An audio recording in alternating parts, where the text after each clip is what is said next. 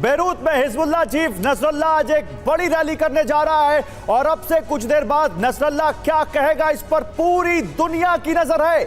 और इसी से जुड़ी इस वक्त की सबसे बड़ी खबर सबसे पहले आपके सामने। कुछ देर में हिजबुल्लाह चीफ का भाषण होने जा रहा है। 7 अक्टूबर के बाद नसरुल्लाह का यह पहला भाषण है। इजराइल युद्ध पर बड़ा ऐलान कर सकता है हिजबुल्लाह चीफ नसरुल्लाह और यह बहुत बड़ा डेवलपमेंट है इस वॉर का। नसरुल्लाह ने पिछले कुछ दिनों में कई वीडियो जारी करके फ्राइडे का नाम लिया था और कहा था इस शुक्रवार को कुछ हम बड़ा करेंगे।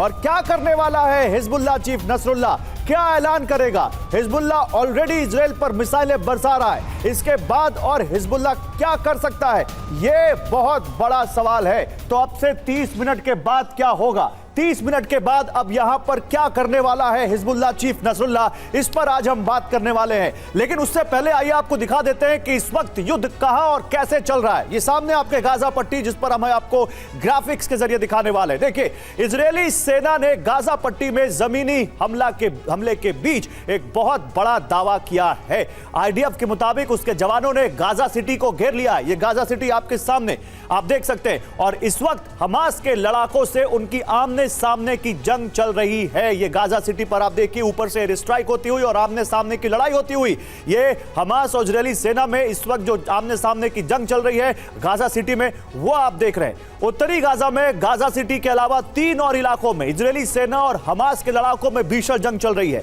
ये इलाके हैं बीट हनोन, जबालिया और ज़ुहूर अद-दीक, जहां हमास के लड़ाकों ने इजराइल के जवानों पर आईडी और एंटी टैंक हथियारों से निशाना बनाया है। तो जवाब में देखिए आईडीएफ ने भी जबरदस्त प्रहार किया है। तो ये गाजा में क्या हो रहा है, ये आपके सामने ये टेबल पर जो 3D ग्राफिक्स है ये आपको बता रहे हैं। लेकिन इसी बीच एक बड़ी खबर सीरिया से, लेबनान बॉर्डर से इस वक्त की बड़ी खबर है। ईरान समर्थक हजारों लड़ाके दक्षिण लेबनान पहुंचे हैं।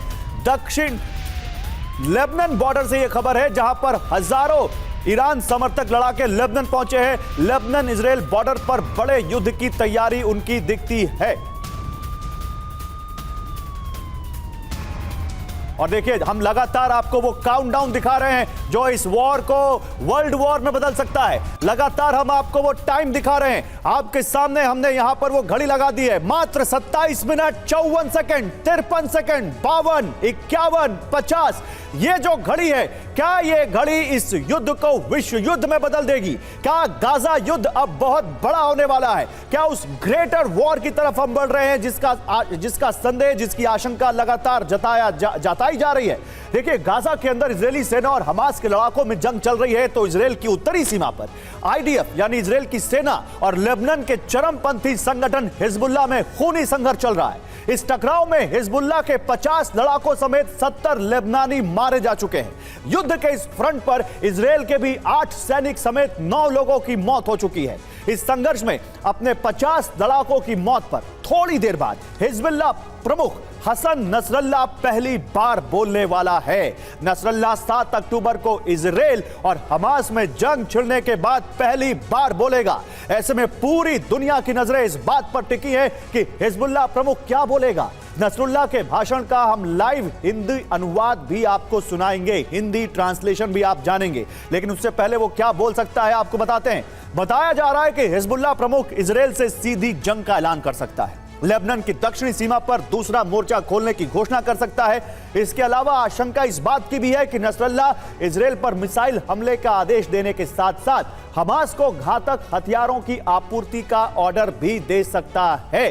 तो ये क्या बोल सकता है हिजबुल्लाह, उसके आपके संभावित जो यहां पर मुद्दे हैं वो मैं आपको दिखा रहा हूं। इजराइल लेबनान में इसमें दूरी क्या है वो भी आप इस मैप के जरिए देख सकते हैं। बिल्कुल लगा हुआ बॉर्डर है और सबसे बड़ा बॉर्डर, मतलब जॉर्डन के बाद 81 किलोमीटर का बॉर्डर उनका लगता है करीब।